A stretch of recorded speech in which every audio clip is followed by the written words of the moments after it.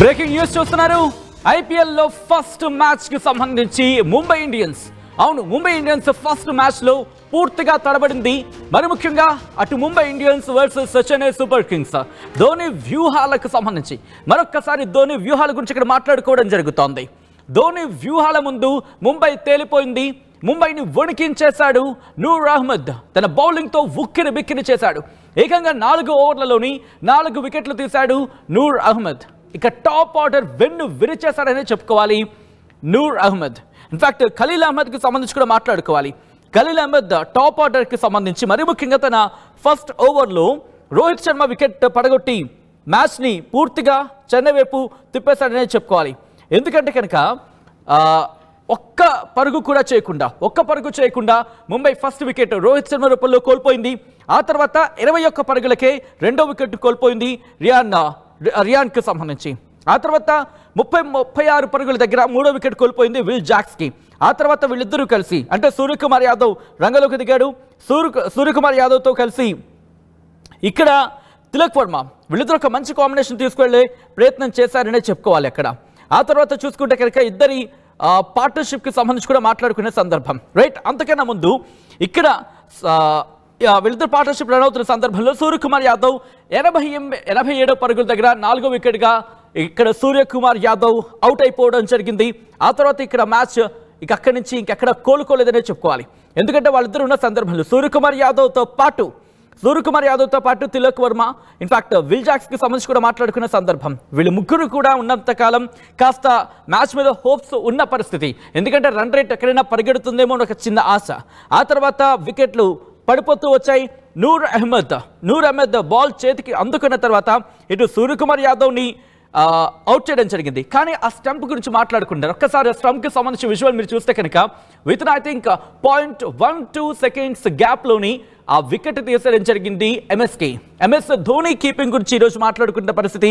ఇంకొకసారి ఎంత వేగంగా ఆ వికెట్ తీయడం జరిగింది. ఆ వికెట్ సూర్యకుమార్ యాదవ్కి సంబంధించిన వికెట్ అదుగు మీరు చూడొచ్చు. సూర్యకుమార్ యాదవ్కి సంబంధించి ప్రస్తుతం 0.12 సెకండ్స్ మాత్రమే ధోని అస్త్రం కింద చెప్పుకోవచ్చు.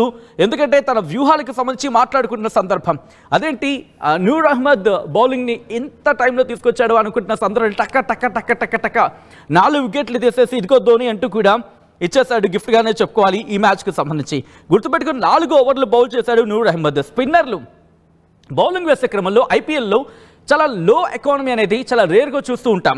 ఇక్కడ 4 ఓవర్లు వేశాడు నూర్ అహ్మద్. కేవలం 18 రన్స్ మాత్రమే ఇచ్చాడు. ఒక విధంగా చెప్పాలంటే లోయెస్ట్ ఎకానమీ. అంటే ఒక ఓవర్కి 4.5 పరుగులు, అర పరుగుల గురించి మాట్లాడుకోలేం కాబట్టి 4 పరుగులు మాత్రమే ఇచ్చిన సందర్భాన్ని చెప్పుకోవాలి. సో ఈ నేపథ్యంలోనే ఒక్కసారిగా సినారియో మారిపోయిందనే చెప్పుకోవాలి. ఇక అక్కడి నుంచి చూసుకుంటే కనుక ఖలీల్ అహ్మద్ మ్యాచ్ను మళ్ళీ మలుపు తిప్పాడు లాస్ట్లో వచ్చిన తర్వాత. ఇక ఇక్కడ ఆ తర్వాత అఫ్కోర్స్ నాథన్ కావచ్చు లేకపోతే అశ్విన్ కావచ్చు కీలకమైన టైంలో బౌలింగ్ వేసి మ్యాచ్ని నిలబెట్టారు. వాళ్ళ వైపు తిప్పుకునే ప్రయత్నం చేశారు ఇక్కడ Chennai Super Kings.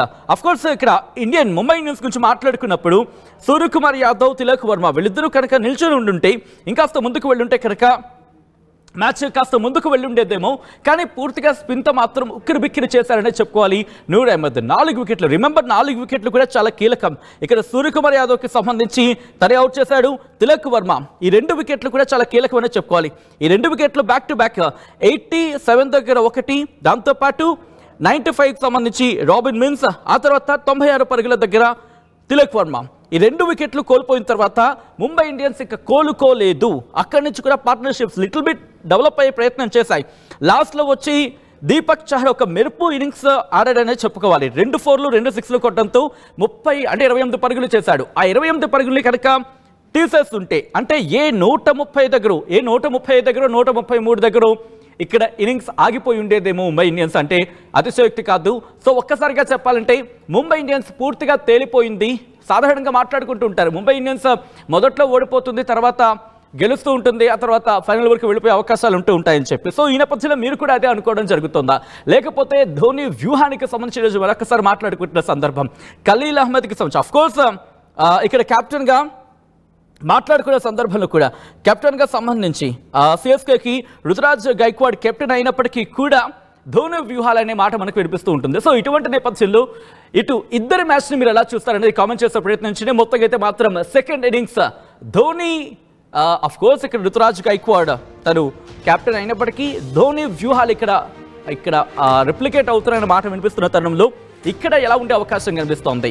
Dhoni performance కావచ్చు, లేకపోతే సిఎస్కే వ్యూహం ఎలా ఉండొచ్చు. At the same time Mumbai ఇండియన్స్కి సంబంధించి ది వెరీ ఫస్ట్ టైం అనేది చెప్పుకోవాలి ఇక్కడ స్కైకి సంబంధించి ఈ match. Of course first match కాబట్టి సూర్యకుమార్ యాదవ్ తన కెప్టెన్ ఇన్నింగ్స్ ఎలా చూపిస్తాడు, at the same time Rohit Sharma ఇక్కడ కూడా ఇంట్రెస్టింగ్ ఉండే అవకాశం ఉంది. సో ఎలా ఉండొచ్చు అనేది ఒక్కసారి మీ ఎక్స్పెక్టేషన్స్, మీ ప్రిడిక్షన్ ఒకసారి చెప్పే ప్రయత్నం చేయండి. At KLH, we help you not only gain knowledge, but also experience it. KLH deemed to be university.